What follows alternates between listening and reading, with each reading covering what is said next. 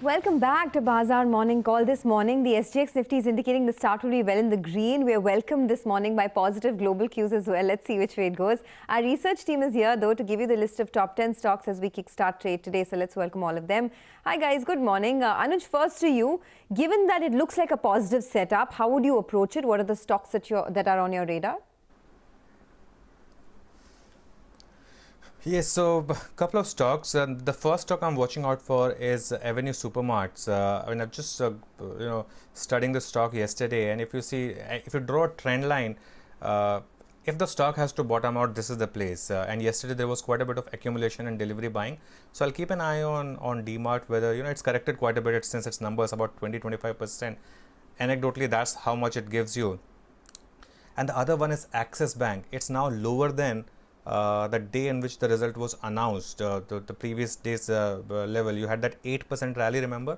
In 2 days, it's given up all of that and more. So that's clearly a sign of weakness. So that's something that I'll keep an eye on. Okay, well, with that, thanks, Anuj. We'll go over to the results that were announced post-market. Tech Mahindra, better than feared. Rima, that's what you told me yesterday.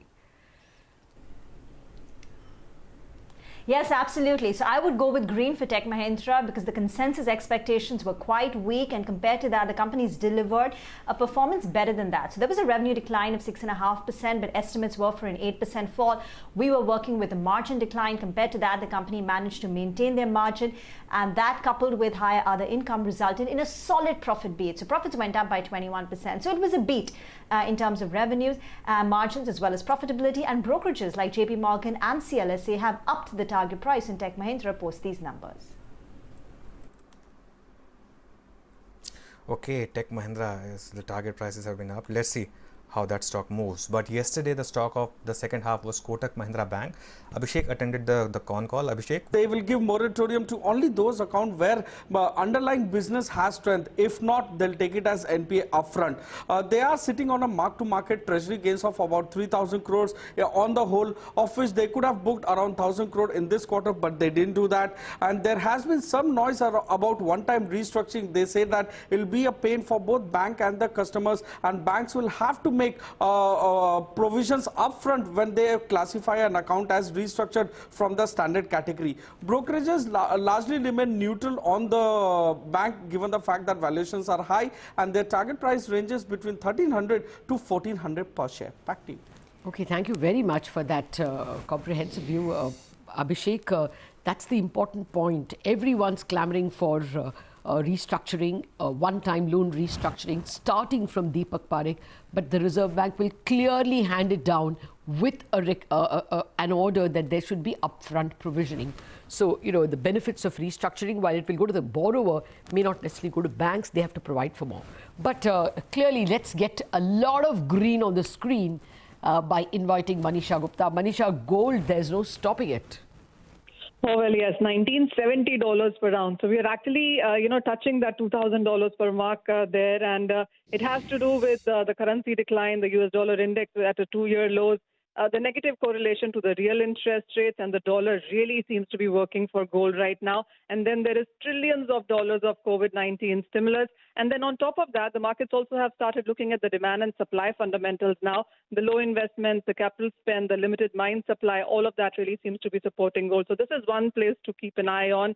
And silver really seems to be following close at heels now, almost $26 per ounce. When we started this year, we were around $11. So just look at the kind of run-up that we've seen come in for silver as well. But positive cues coming in for the metal prices, the weak dollar, the LME inventory declines have supported the base metal prices. So whether it's copper, nickel, aluminum, these three metals have done quite well overnight as well. Okay, that's also positive for some of the equities. Thank you very much, Manisha. Anuj, I wanted to ask you, there's no stopping Muthoot and Manappuram, right? They will be completely correlated to gold? there is absolutely, and I think this is where Lata, in March lows, Muthoot had gone to 500, Manappuram had gone to 100, yes, almost thereabout, and just look at the way these stocks have really rallied. But they are overbought now. I mean, absolutely no doubt about it. They are overbought. Everything corrects in the market, even if the best of the business is with you. Okay, absolutely. Keep that in mind. Some amount of caution is always good once massive run-ups happen. But let's talk about Bharti Infratel because Rima tells us that that stock could be in the red today. Rima, over to you. Well, it's a bit of a mixed quarter. So there was weakness in the revenue. The revenues declined by over 3% sequentially. This is more than what the street was penciling in. The nationwide lockdown impacted the tower rollouts, which is why the gross tenancy additions were lower than what the street was expecting. But on the flip side, they managed to improve their margins as well as profitability. One line item which I'll look very carefully going ahead will be the trade receivables, because that has gone up by 25% on a quarter-on-quarter basis to now 2,500 crore. And remember, there were reports about telecom operators delaying on their rental payments to tower companies. So that could be a bit of a caution point for Bharti Infratel. Okay, let's see. CLSA has an interesting take on Bharti Infratel. They thought it was stable. Let's see how the market reacts. But Nupur will tell us about United Spirits, and the numbers were there. Nupur? Well, numbers are weak and there is no denial on the fact that there was no sales for the month and no on-premise sales during the quarter. Also, drying up of social events impacted overall performance for the company. Revenue slightly above estimates but down 54% on year-on-year basis. It includes one-off, but if you adjust for that, revenue is still down 51%. Gross margins dropped to 41% versus 47% same period last year. Reported operating loss of 78 crores and net loss of 215 crores. Overall volumes down 49% due to 52% decline in prestige and above segment volumes, which contributes over 60% to total business. Management indicated that they are seeing sequential improvement on month-on-month basis in July despite subsequent lockdowns, but still further clarity on trends is needed. Conference call is scheduled at 12 this afternoon, so we'll get you more details post that. Okay, thank you very much for that, Nupur. I can tell you more than USL investors were grieved by this severe fall in volumes of United Spirits sales. And unavailability of stock, perhaps. Absolutely, absolutely. I could see it from close quarters at home. Okay, let's get to another not so positive piece of news, but could be positive for the company. Anu is joining us, Anu Sharma, our colleague from Delhi, joining us on Indigo. More bad news, Anu? More bad news coming in for the employees of Indigo. The second round of pay cuts have been announced, and this will be implemented from the month of September. Now, under this, 35% pay cut has been there for the CEO of the airline. Then for pilots, the salaries have been reduced by 28%. Senior vice presidents have taken a salary cut of 30%.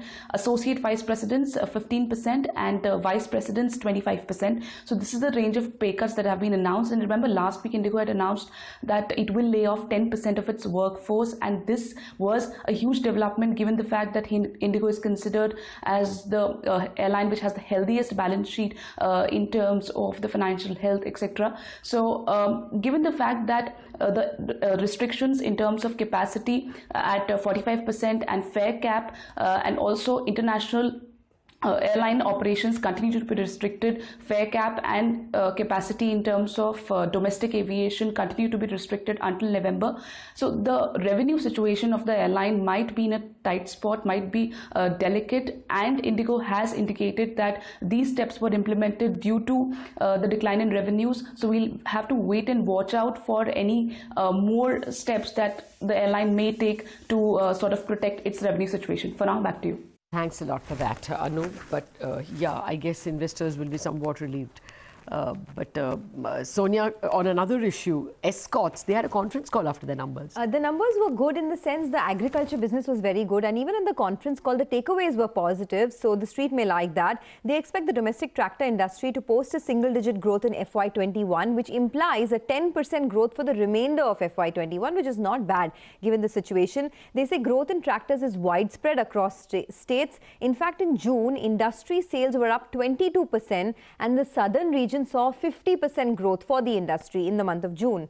The demand should remain healthy because crop production is strong, and by mid-August, the company should come back to full capacity. Okay, that's so good to hear. Okay, with that, let's go to Sonal. Sonal is looking at a whole host of other results. Do you have more green than red?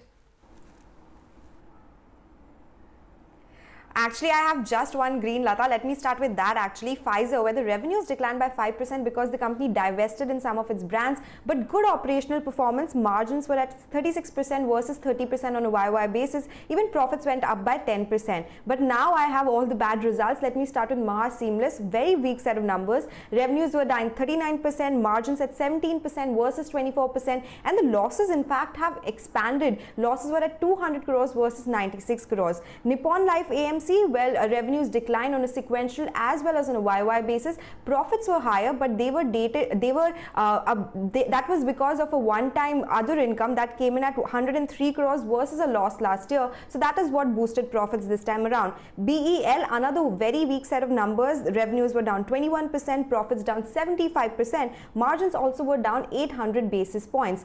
Tejas Networks, another company that was impacted by COVID because of the lockdown restrictions, they could not dispatch their orders. Revenues were down 50%. The company reported a loss versus a profit last year. So expect that stock to be in the red as well. Back to you. Okay, thanks a lot, Sonal, and thanks to our entire research team for preparing us for the day. But we're itching to ask these questions and more to our next guest. Dipan Mehta will join in with some long-term stock ideas. Also, Aurodeep Nande of Nomura will join in next with some very interesting findings of the Nomura India Business Resumption Index. Don't go anywhere.